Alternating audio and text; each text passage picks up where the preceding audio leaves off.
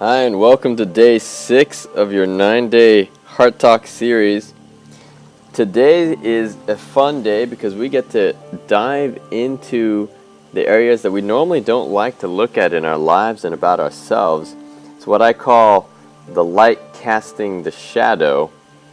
And you see, the coin always has two sides.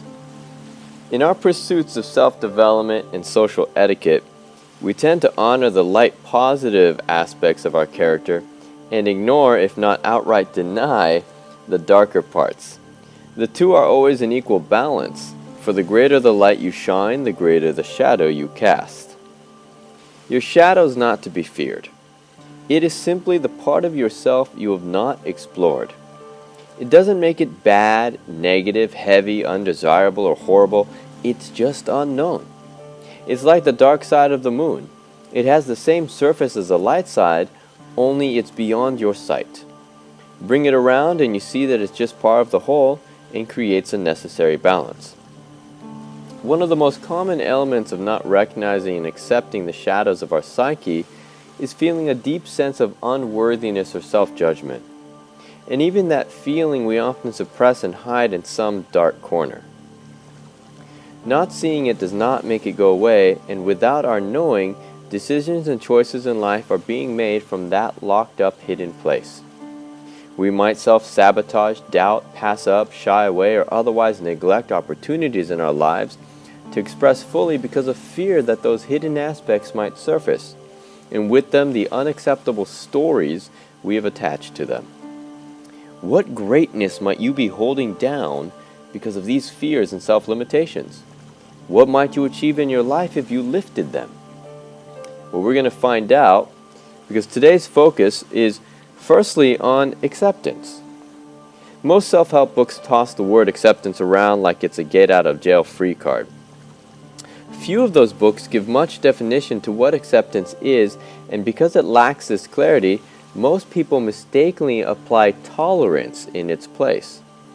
If there's something we wish to change, shift, or otherwise improve, and we apply the idea of acceptance as a tool to do so, then we are truly only applying tolerance, for our desire for change remains.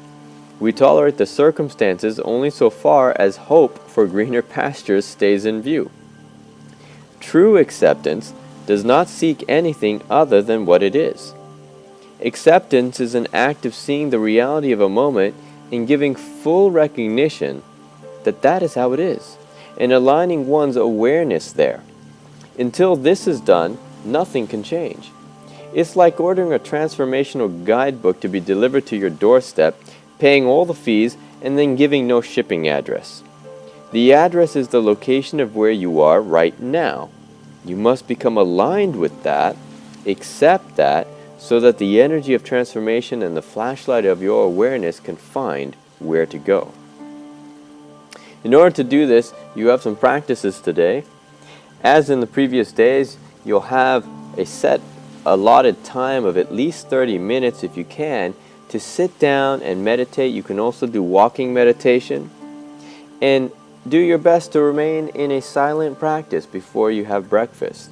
So from the moment you've woken up, through reading this email and listening to this audio, allow yourself to be in silence.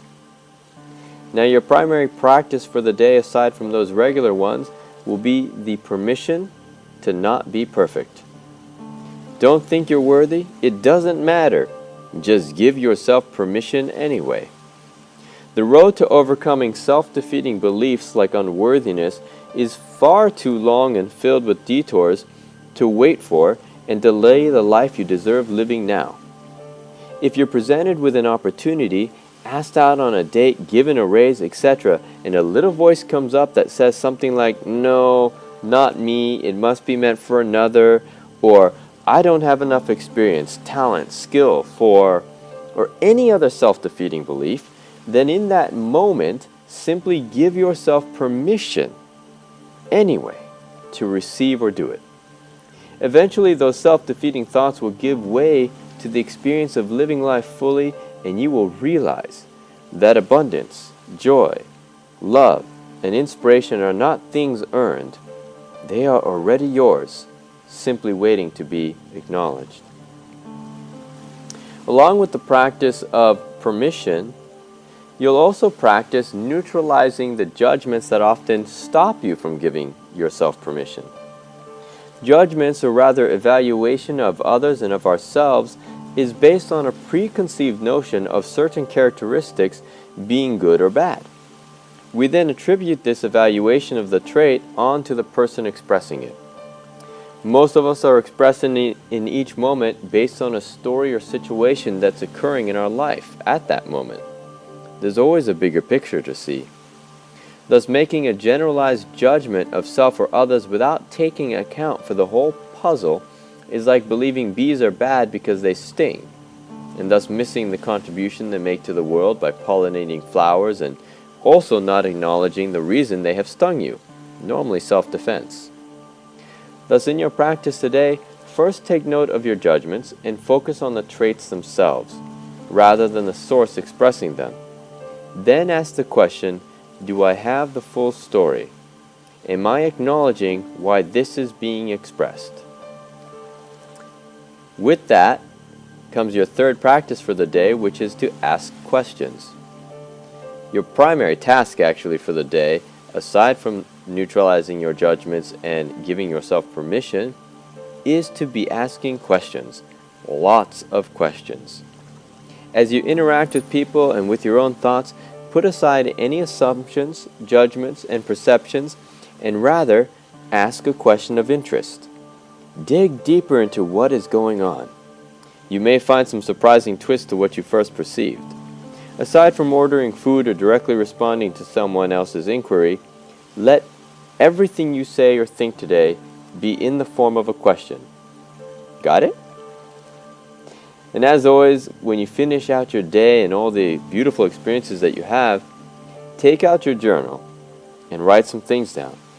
Now for today's journal entry, I'd like you to add a few more details. So today I'd like you to bring your attention to the judgments you've been observing and recording throughout the day. And as you continue to take notice of your own judgments, both of self and of others, also recognize the reflection those judgments may have for you. When you see something in another that you like or dislike, see where in yourself you've been the same way, or in what situations you might be the same way.